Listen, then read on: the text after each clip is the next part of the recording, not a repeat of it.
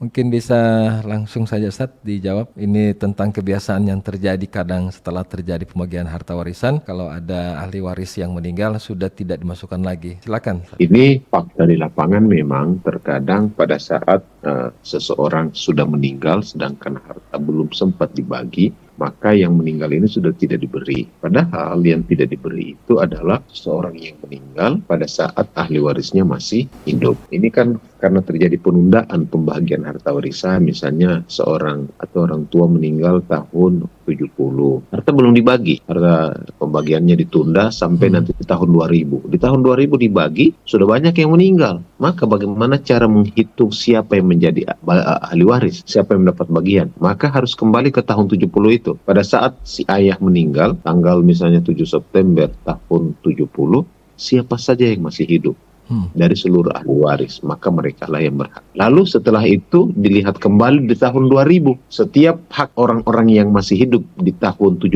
itu diberi sahamnya, jatahnya. Setelah itu masing-masing dari pembagian mereka itu sudah, karena mereka sudah meninggal, akan menjadi warisan lagi kepada ahli warisnya di bawahnya. Dan cara menghitungnya juga begitu, apakah ada yang sudah meninggal, dilihat lagi siapa yang meninggal duluan, dan begitu seterusnya. Jadi caranya adalah dibagi jatahnya itu kepada orang yang masih hidup pada saat si almarhum ini meninggal dunia. Dan kalau masih hidup, harta warisan jangan dulu dibagi. Jangan sampai anak-anak berebut harta warisan, dan itu belum jadi warisan, berebut harta orang tua, memaksa harta orang tua pada saat orang tua masih hidup. Ini bagian dari tidak berbakti kepada orang tua.